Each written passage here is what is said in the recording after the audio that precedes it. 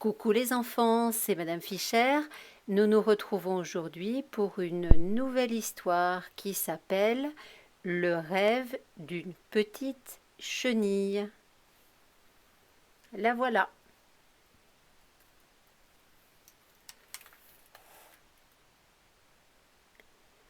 La petite chenille avait toujours faim.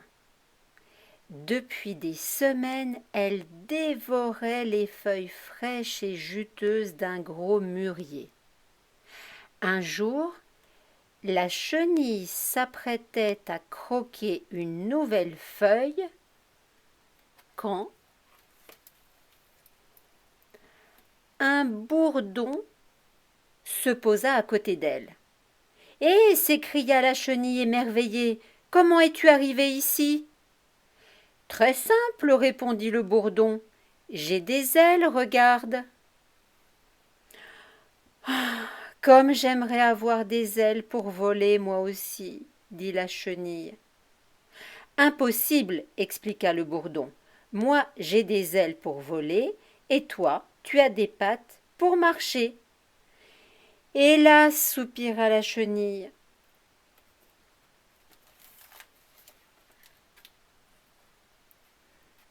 Des pépiments réveillèrent la chenille. C'était le matin.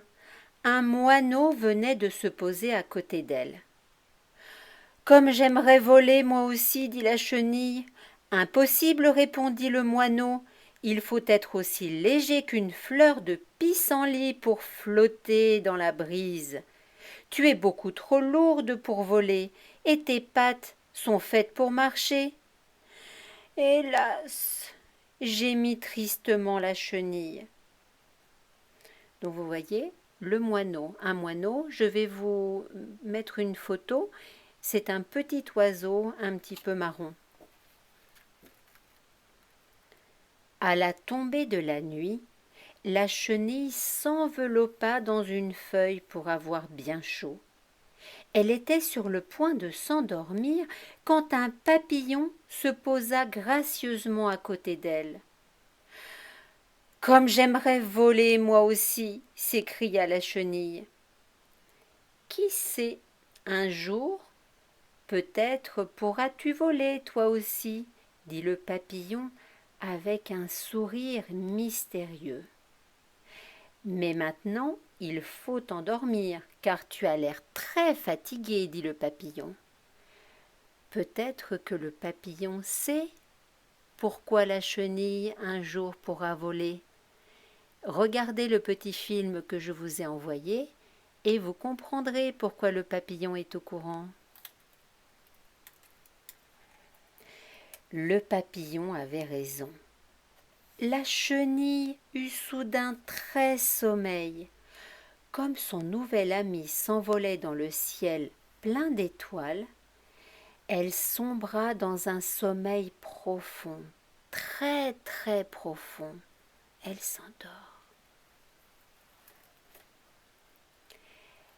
La chenille dormit tout l'hiver et son sommeil fut rempli de jolis rêves. Elle rêva qu'elle avait des ailes et qu'elle volait dans le ciel au-dessus des grands arbres. Vous la voyez avec toutes ses petites ailes? Elle rêva qu'elle était une fleur de pissenlit qui s'envolait vers le soleil. Et elle rêva aussi qu'elle était aussi légère qu'une plume qui flottait dans les airs.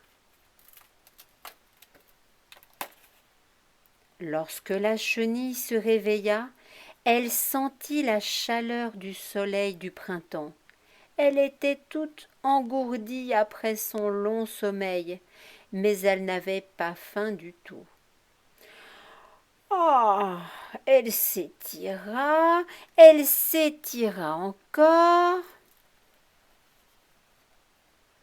et le vent emporta la chenille.